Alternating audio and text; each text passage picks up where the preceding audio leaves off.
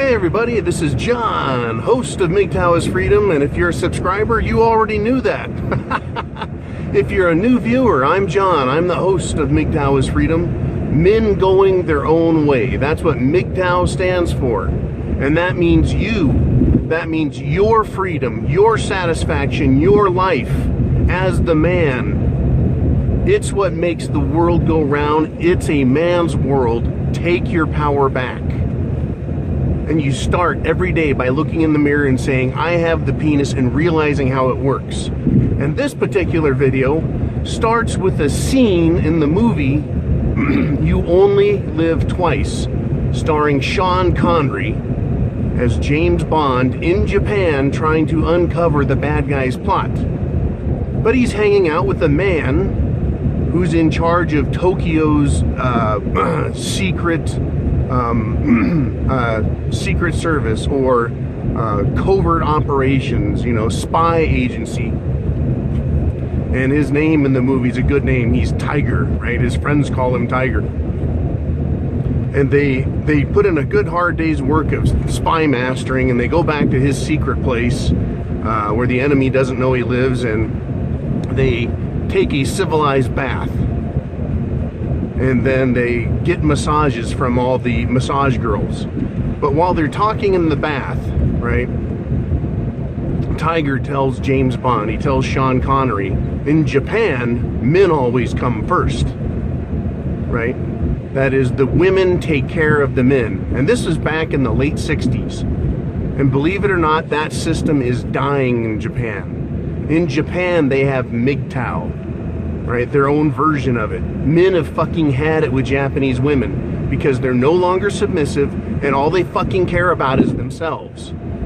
But let's transport ourselves back to 1969. We're in the beautiful garden spas, right, of Tiger, the spy master in Japan. All that wealth he's got is created by his hands, by his mind, by the application of intelligence and hard work and perseverance. So should he have 4 or 5 or 6 Japanese girls taking care of him? Taking care of his every need and doing what he says?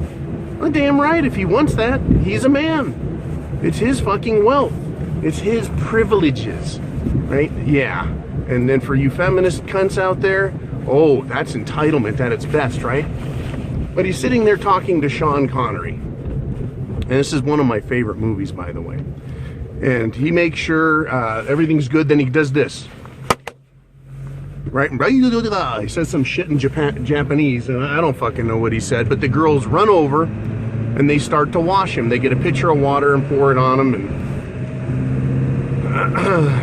and they're taking care of Sean Connery as well. And he looks at Sean, and he says, hey, he says, you know what it is about you that fascinates them?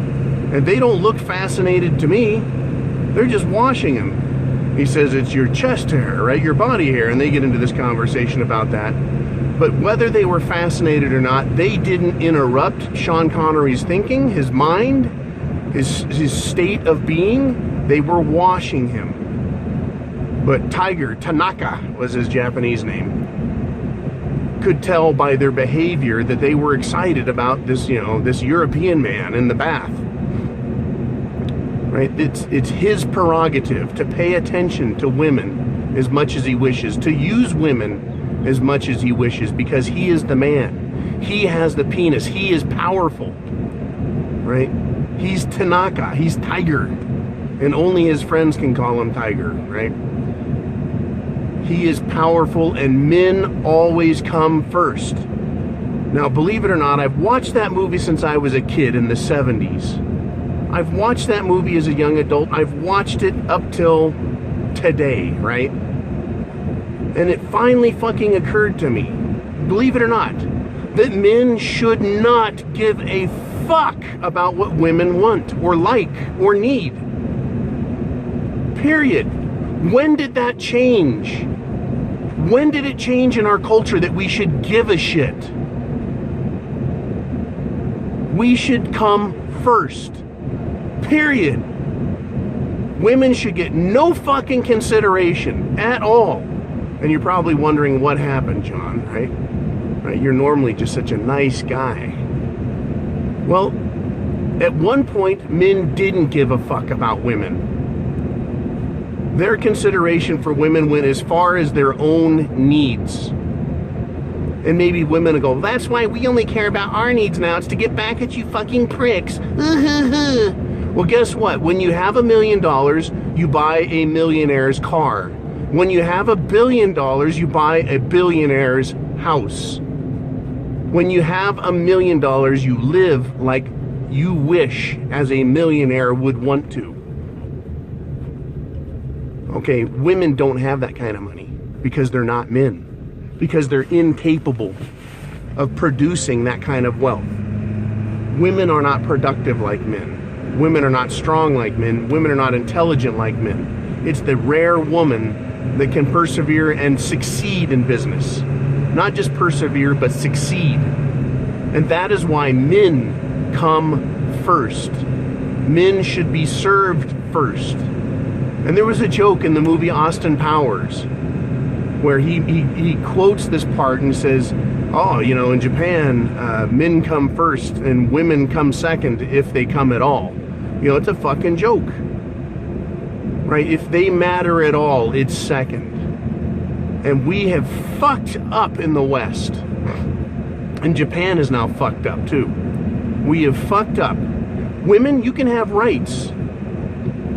Women, you can have the right to this, the right to that, but you don't have the right to the way I believe and think. You don't have a right to my body. And if you're going to have a relationship with me, I come first. And you are lucky if you come at all. My concern for you, whether I love you or not, should only be as much as I wish. Why is that? Why am I such a sexist, bigoted fucker? Right? Because I've had it with this idea that when a woman has a thought or a whim or a wish, it has to be given consideration. So what? So fucking what if the woman cooks every day? So fucking what? Big fucking deal if she's bore children. Right? That is what she signed on for. So I say, when you have an agreement, and I did the video, right, on relationship negotiation, if you put in that contract, a very personal contract between you and a woman, I come first, you're lucky if you're going to get anything, right? You get to share what I have, but not share ownership. You've got to put it in there and then enforce it, right? I say I'm the man, I have the penis, right? I'm the boss, I'm in charge, I make it happen. Then I have to be the one willing to enforce any contract with a woman. That's it. In Japan, Mr. Bond, men always come first. Right? The Japanese men, what a bunch of fucking studs. They built that nation, they made it great. Right? They retained mastery of women until very recently. Because they know it is their brains, their effort, right, that has caused their culture to succeed. It's different than Western culture, but it succeeded. And just like the Japanese man loves to wear the Western business suit, the Japanese man adopted our culture. It was forced on them by the British, by the way, after World War II. And it slowly corroded and eroded a man's position, a man's right to be the master of everything he has created and acquired. And now Japanese men are destroyed because of Japanese feminism. Every culture has its own unique characteristics, and every culture is attacked systematically by feminism. Systematically. In Japan, men no longer come first. Women in Japan, to men's shame in Japan, control the purse strings, how the money is spent. And when woman controls the money and how it's spent, she now comes first. Her considerations have primacy, right? She gets first say. Woman, how much money do we have? I want to do this. And she says, oh no, we don't have that kind of money. Oh no. Now she's telling him what he can and can't have.